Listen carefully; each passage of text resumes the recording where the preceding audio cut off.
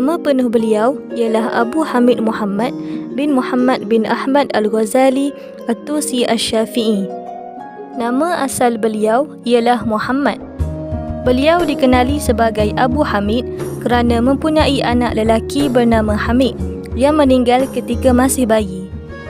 Imam Al-Ghazali telah dilahirkan di Tus, Parsi pada tahun 450 Hijrah yang bersamaan dengan 1058 Masihi. Beliau telah meninggal pada pagi Isnin iaitu 14 Jamadil Akhir pada tahun 505 Hijrah yang bersamaan dengan 19 Disember 1111 Masihi. Beliau dikenali sebagai Al-Ghazali kerana berasal daripada nama daerah tempat lahir iaitu Ghazalah. Beliau dikenali juga sebagai Al-Ghazali kerana pekerjaan harian bapa beliau sebagai seorang pemintal bulu kambing, penenun dan penjual kain tenun. Pekerjaan ini dinamakan sebagai Ghazalah.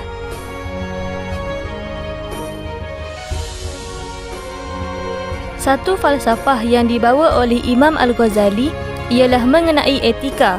Ia adalah teori ilmu tasawuf yang diambil dari dalam kitab beliau iaitu Ihya Ulumuddin yang mengatakan at-takhalluq bi akhlaqihi ala taqatil bashariyah atau al-isaf bi sifatir rahman ala taqatil bashariyah, yang bermaksud agar manusia mengikuti akhlak dan sifat-sifat ketuhanan seperti pengasih, pemaaf dan sifat-sifat yang disukai oleh Tuhan seperti jujur, sabar, ikhlas dan sebagainya sesuai dengan kesanggupan dan kemampuannya.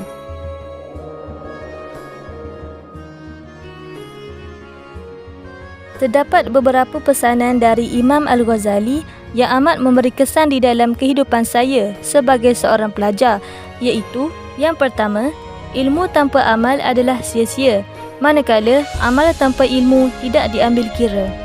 Sebagai seorang pelajar, kita hendaklah menjaga ilmu yang dipelajari melalui amal.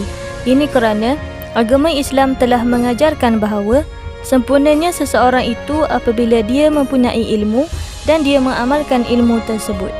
Yang kedua, untuk mendapat apa yang dicintai, hendaklah bersabar dahulu dengan apa yang dibenci. Sebagai seseorang yang menuntut ilmu juga, hendaklah sentiasa bersabar dalam susah payah dalam menimba ilmu, kerana sabar adalah salah satu jalan untuk menemui kejayaan. Kata-kata ini sangat memberi kesan di dalam kehidupan saya kerana ia sangat berkait rapat dengan diri saya sebagai seorang pelajar yang sedang berada di dalam jalan yang penuh dengan cabaran dalam menimba ilmu.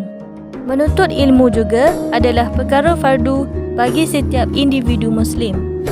Dengan ilmulah, seseorang itu akan dinaikkan darjatnya dan dijauhkan dari sifat kejahilan. Seperti sabda Nabi SAW, mafhumnya, sesiapa yang menempuhi satu jalan untuk menuntut ilmu, maka Allah akan memudahkan baginya jalan ke syurga. Sesungguhnya, malaikat merendahkan sayapnya bagi penuntut ilmu kerana redha dengan apa yang dilakukan oleh penuntut ilmu tersebut. Hadis riwayat Abu Dawud, At-Tirmizi dan Ibnu Majah.